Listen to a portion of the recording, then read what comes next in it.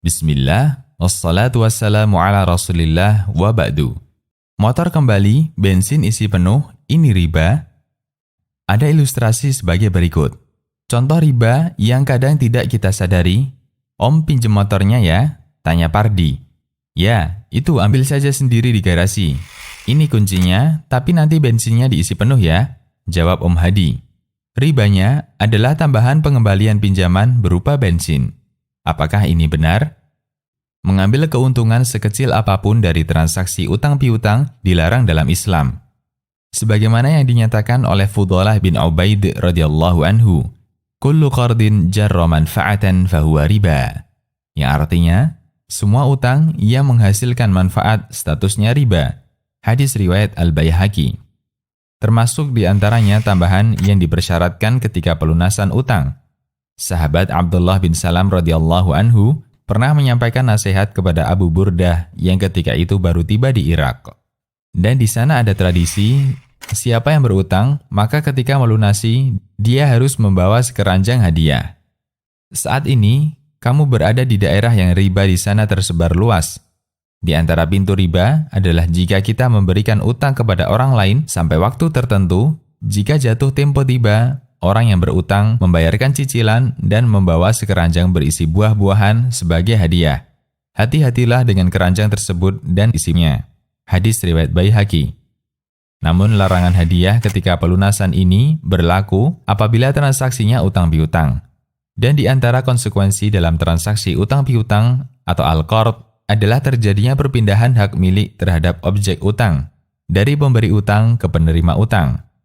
Berbeda dengan akad pinjam-meminjam atau al-ariyah, objek yang dipinjamkan tidak mengalami perpindahan hak milik, sehingga peminjam tidak memiliki hak apapun terhadap barang itu selain hak guna sementara selama masa izin yang diberikan pihak yang meminjamkan.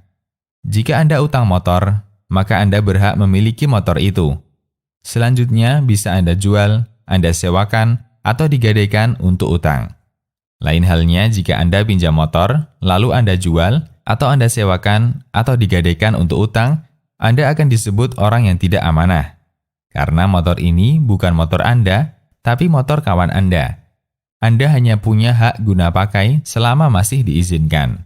Karena itulah, benda habis pakai hanya mungkin dilakukan akad utang. Meskipun ketika akad menyebutnya pinjam, namun hukumnya utang. Misalnya makanan, uang, atau benda habis pakai lainnya. As-Samarqandi dalam Tuhfatul Fuqaha mengatakan, semua benda yang tidak mungkin dimanfaatkan kecuali dengan menghabiskannya, maka hakikatnya hanya bisa diutangkan. Namun bisa disebut pinjam sebagai penggunaan majas, karena ketika pemilik merelakan untuk menggunakan barang itu melalui cara dihabiskan dengan mengganti, berarti terjadi perpindahan hak milik dengan mengganti. Tuhfatul Fuqaha. Al-Kasani menjelaskan dengan menyebutkan beberapa contoh. Berdasarkan penjelasan ini dipahami bahwa meminjamkan dinar atau dirham statusnya adalah utang dan bukan pinjam-meminjam. Karena pinjam-meminjam hanya untuk benda yang bisa diberikan dalam bentuk perpindahan manfaat atau hak pakai. Sementara dinar dirham tidak mungkin dimanfaatkan kecuali dengan dihabiskan.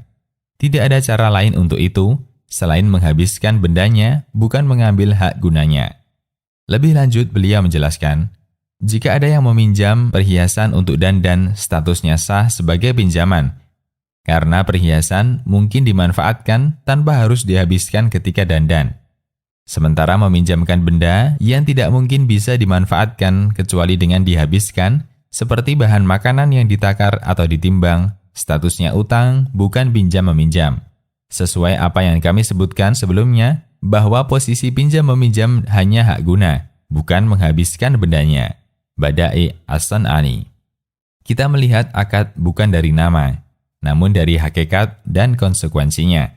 Pinjam itu tidak memindahkan hak milik, namun hanya memindahkan hak guna pakai. Berbeda dengan akad utang atau qard.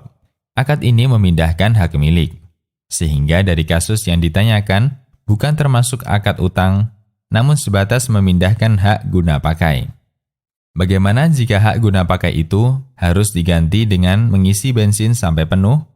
Mengisi bensin sampai penuh dalam hal ini menjadi iwat atau alat pembayaran untuk objek yang dimanfaatkan. Sehingga akad yang terjadi adalah ijarah atau sewa-menyewa.